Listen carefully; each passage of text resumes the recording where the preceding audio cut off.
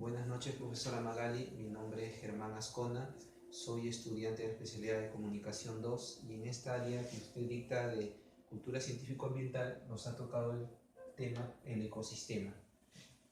El ecosistema viene a ser un sistema biológico de seres vivos de una comunidad y su medio ambiente que los rodea. Bueno, para empezar, el ecosistema tiene como puntos el biotopo y la biocenosis. Esto quiere decir que el biotopo es el conjunto de seres inertes en que habita. Esto quiere decir que está constituido por la luz del sol, por los mares, por la energía solar, por las rocas y todo componente inerte que se presente. Y en la biocenosis está constituido por elementos vivos que son como plantas, animales y microorganismos. Para poder darle los niveles de organización, está constituido por individuos, población, comunidad, ecosistema y biosfera, en el cual se desarrolla en el ecosistema. Un individuo constituye a un organismo que ha sido creado o está generado mediante células que conforman un organismo vivo que habita dentro del ecosistema. En este caso son los seres humanos, puede presentarse como los animales y los mismos, el mismo ambiente de todo el entorno del hábitat. En este caso, estos individuos conforman en número a una población. Una población se caracteriza por tener las mismas características entre individuo y otro. Esto quiere decir de que una población puede ser una población de seres humanos, hay una población, qué sé yo, de un tipo de especie como un animal, etc. También esta población constituye a una comunidad. La comunidad encierra a los organismos vivos que lo rodean en su totalidad. Pueden ser población de seres humanos, habitan con población de aves, habitan con población de peces, etcétera, etcétera. En este caso, el ecosistema está constituido por todos ellos, ¿no? Está constituido justamente entre los individuos, la población, y que encierra toda la comunidad. La biosfera ya es un elemento más de su totalidad del ecosistema, que está constituido también por la hidrosfera, que habitan peces y plantas marinas, la litosfera, que es donde nosotros vivimos, nuestro hábitat, que está constituido por plantas, animales, las mismas personas, microorganismos, etc. Y la atmósfera, que está por encima, que constituye al aire y que está poblada de microorganismos. Aparte de esto, esto es lo que conforma el hábitat donde se desarrolla un individuo. El individuo, como parte del ecosistema, necesita un hábitat apropiado para poder desarrollarse. Al poder desarrollarse dentro de un sistema, convive con los demás individuos. y esto conlleva a que el hábitat tenga límites entre una especie y otra. Esto se conoce también como nicho ecológico. El nicho ecológico son los controladores biológicos dentro del ecosistema. ¿Qué quiere decir esto? De que entre especie y especie existe una cadena incluso alimenticia. En este caso, por ejemplo, los depredadores, la araña es un depredador de plagas de moscas, las aves se alimentan de microorganismos más pequeños como insectos, como las arañas.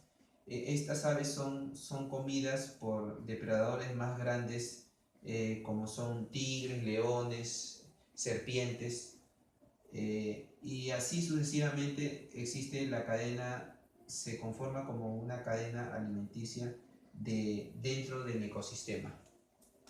Ahora bien, para que se surjan estos organismos necesita tener un hábitat conforme a cómo puedan desarrollarse. Por ejemplo, animales como los pingüinos se desarrollan en un tipo de ambiente donde necesitan su comida, que son peces. Por ejemplo, el ser humano necesita un hábitat donde haga productos de primera necesidad que puedan abastecerse, ¿no? Que crezcan en los suelos, como frutas, verduras, que puedan criar cierto tipo de animales de acuerdo a sus condiciones que lo puedan mantener con vida. Ahora, también existe, aparte del hábitat, del ecosistema, niveles como áreas que estudia la ecología. Dentro de las áreas que lo conforman, que estudia el ecosistema, el mismo ecosistema, ¿no? Esto quiere decir que estudia parte de los tipos de ecosistema que existen. En el país, como en otros países, vivimos de acuerdo a condiciones con diferentes tipos de clima.